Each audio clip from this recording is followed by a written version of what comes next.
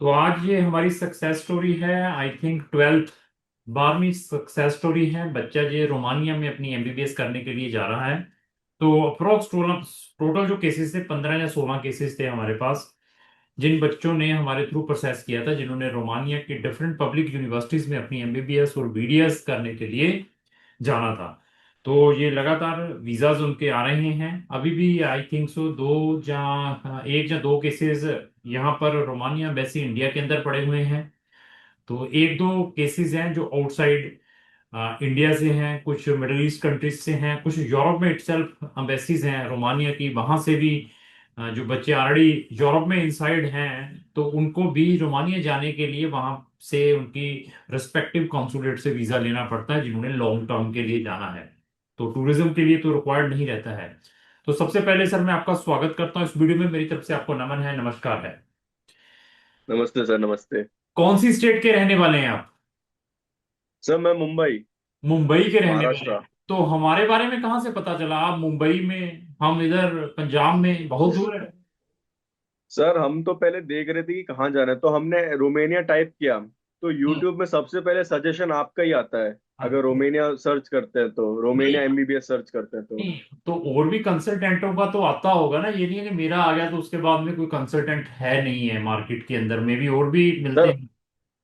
हम्म।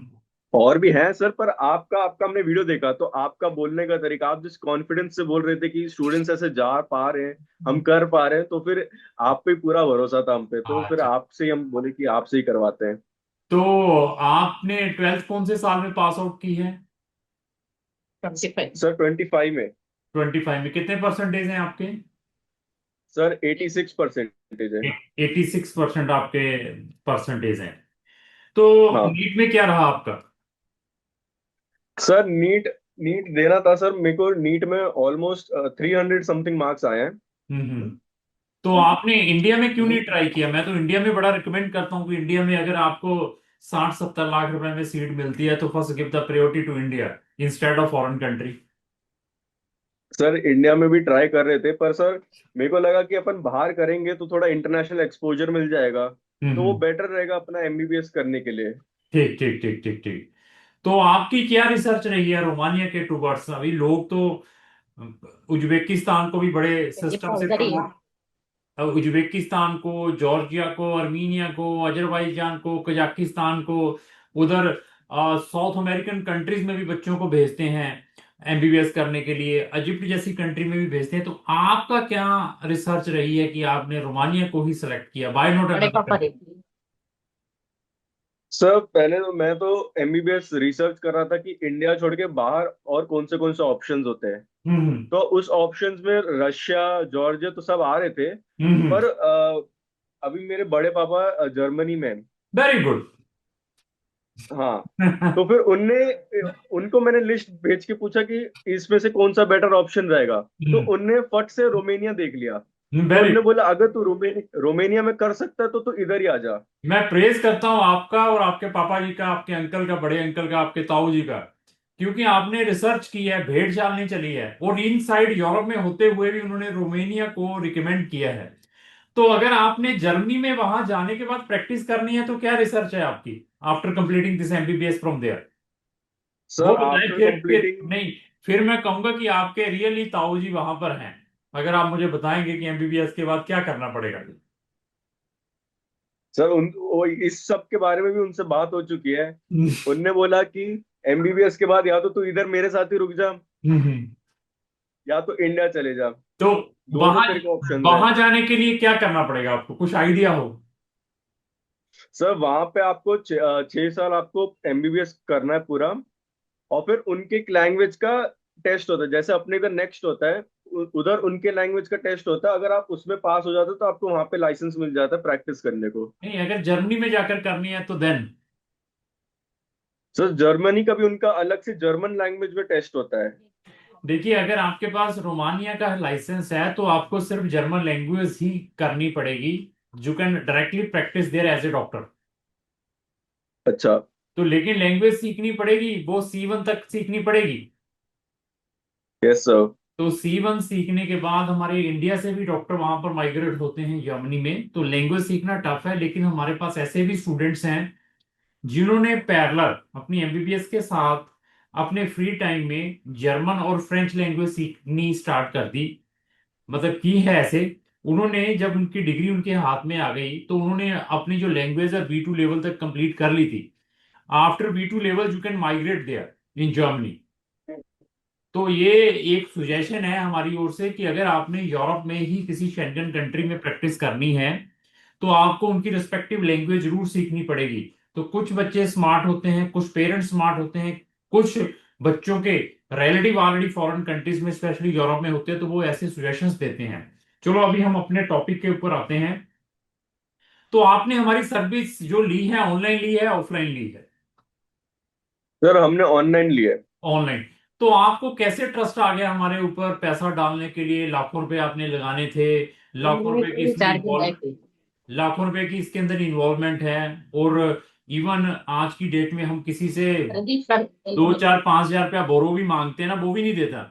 तो आपको कैसे ट्रस्ट आ गया कि इतने लाखों रुपए लगाने हैं, हम ऑनलाइन इस कंपनी के ऊपर ट्रस्ट कर लें?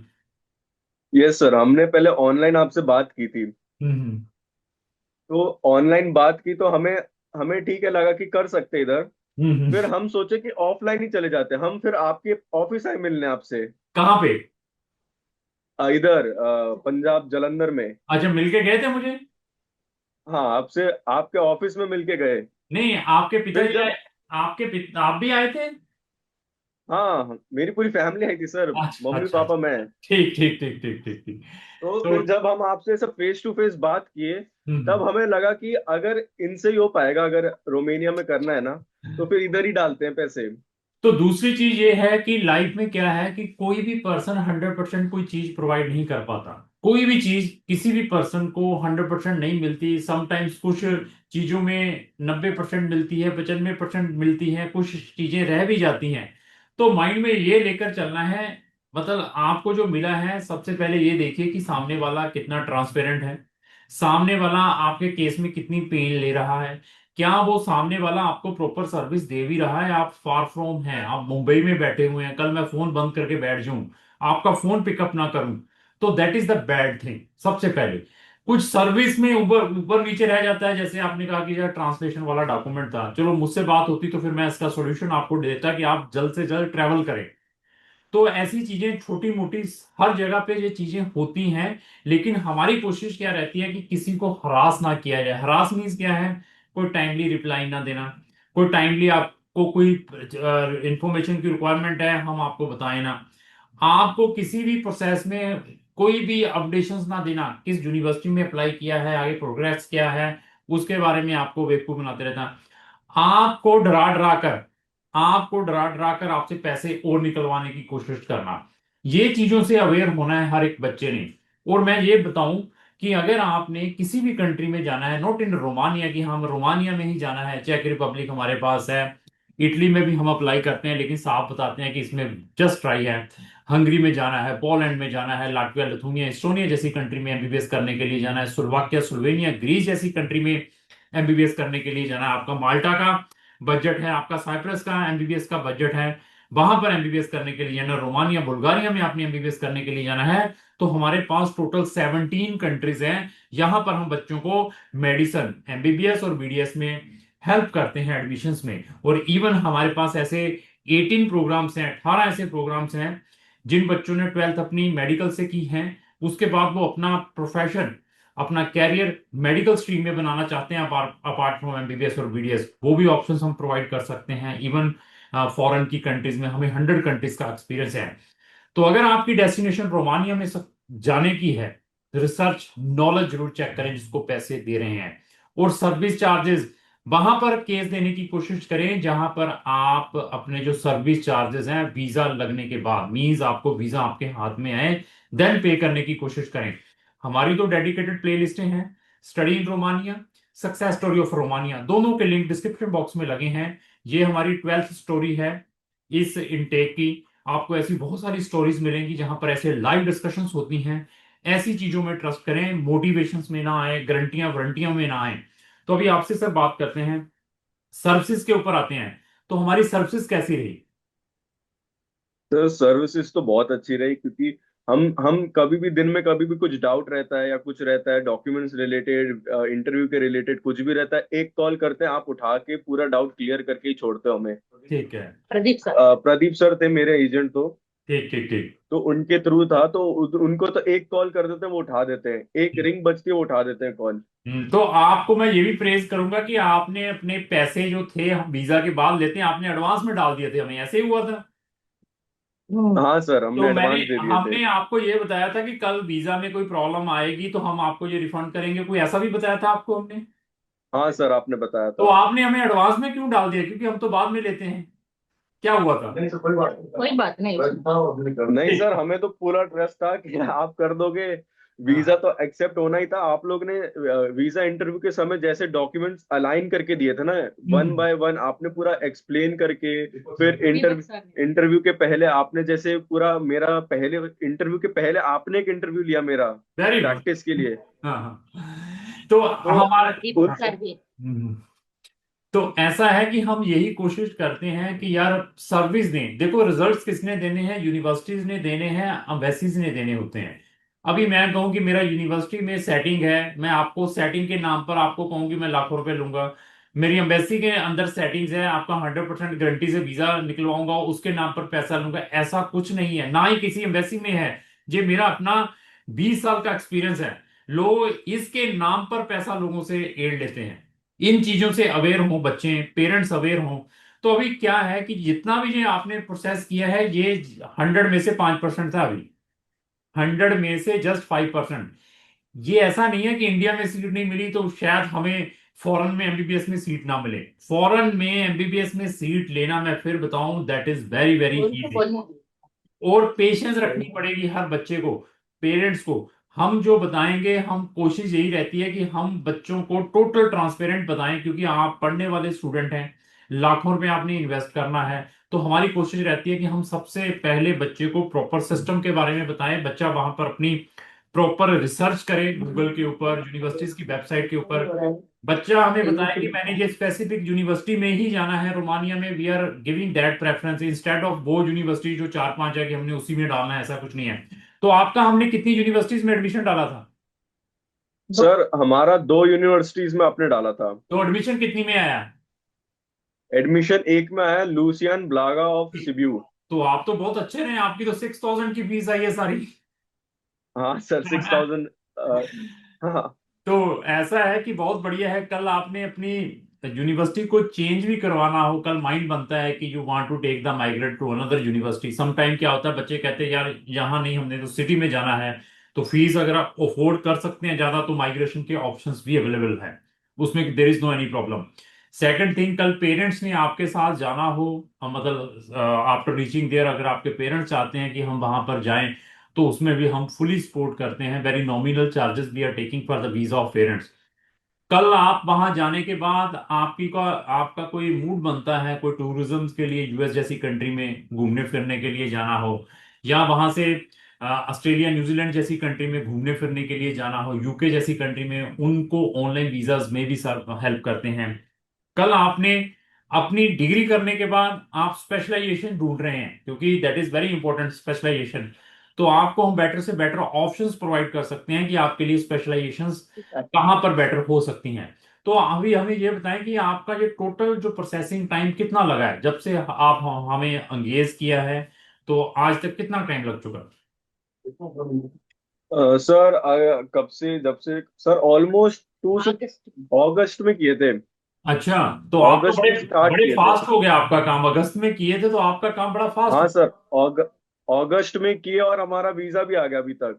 तो मैं फिर बताऊं आई कि वाज जिन्होंने, हाँ, मैं पेरेंट्स को और बच्चों को ये बताऊं कि ये he is the luckiest one जिन्होंने अगस्त में किया था, फास्ट इनका प्रोसेस होकर आया है। लेकिन मैं फिर बताऊं कि अगर आपने किसी भी कंट्री में जाना है, आपने जनवरी में हमें कांटेक्ट करें, 6 से 12 मंथ का प्रोसेस लेकर चलें।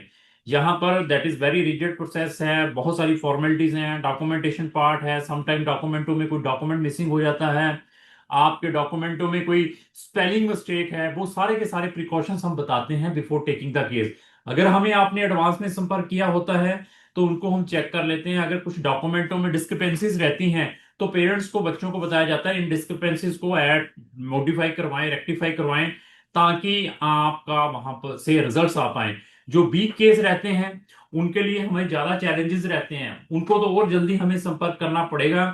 कारण क्या है कि जो वीक केस रहते हैं तो उनका हमें नंबर ऑफ यूनिवर्सिटीज में या नंबर ऑफ कंट्रीज में अप्लाई करना पड़ता है। तो अम्बेसी में कोई आपने चैलेंजेस फेस किया हो? नहीं सर, एम्बेसी जाने से पहले जब मैं दिल्ली इंटरव्यू के लिए जा रहा था, उसके पहले दीपक सर हैं जो आपके दिल्ली ऑफिस में बैठते हैं, हम्म। मैं उनके उनसे मिलने गया था एक दिन पहले। ठीक है। उनने मेरे को पूरे डॉक्यूमेंट्स लाइन वाइज उनने मेरे को अरेंज करके दिए, और उनने बोला कि जैसे हैं वैसे ही जाके उन्हें दे दो। ठीक है। तो सर मैं वैसे ही डॉक्यूमेंट्स जाके उन्हें दे दिया, और अभी मेरे साथ और भी स्टूडेंट्स थे जो डिफरेंट एजेंसी से आ रहे थे। हम्म।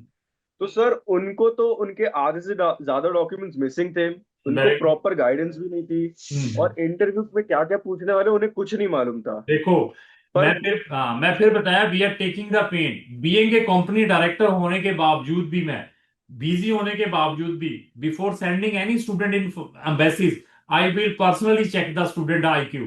स्टूडेंट की प्रिपरेशंस करवाता हूँ, उसको क्या प्रिपरेशन है, क्या बच्चों को डॉक्यूमेंटों के बारे में मालूम है या नहीं है। हम यहाँ तक पेन लेते हैं।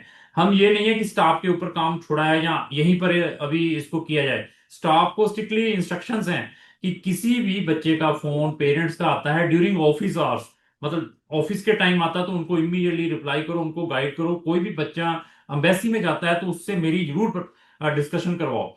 तो ये सारा प्रिपेयर करके देता हूं। मैं अभी ये बताऊं कि जिन बच्चों ने, मेरे पास अभी 2 केस रिसेंटली आए हैं जो अभी दिल्ली एम्बेसी से रिफ्यूज्ड हुए हैं, जिन्होंने अनदर कंसल्टेंटों के थ्रू अप्लाई किया हुआ था, तो अभी कहते हैं कि सर मैं ना रीअप्लाई करवाएं, रीअप्लाई करवाएं। तो we will preparing their document कि अभी रीअप्लाई, क्योंकि उनके अंदर बहुत सारी शॉर्ट कमिंग्स थी। कोई डॉक्यूमेंट नहीं लगाया था, फंड्स कितने दिखाने हैं, अकोमोडेशन कैसे दिखानी है, और बच्चों को बताया नहीं गया जब एम्बेसी में जाना है तो वहां पर क्या क्या पर्सनल क्वेश्चनिंग्स होती हैं। ऐसे बहुत सारे प्रिकॉशंस लेने पड़ते हैं। तो क्या आपको प्री डिपार्चर ट्रेनिंग्स का मटेरियल मिल गया? हाँ सर, वो दीपक सर ने वो भी भेज दिया हमें, हमने हाँ। वो सब भी अरेंज कर चुके हैं। वेरी। और साथ में अपने सारे क्रेडेंशियल लॉगिन करके मोबाइल में फिर ट्रेवल करना है। आपके पास सफिशिएंट पैसा, €2000 तक के पैसे भी आपके पास हो। ठीक है। तो बाकी यस सर। कंप्लीट जर्नी कैसी रही?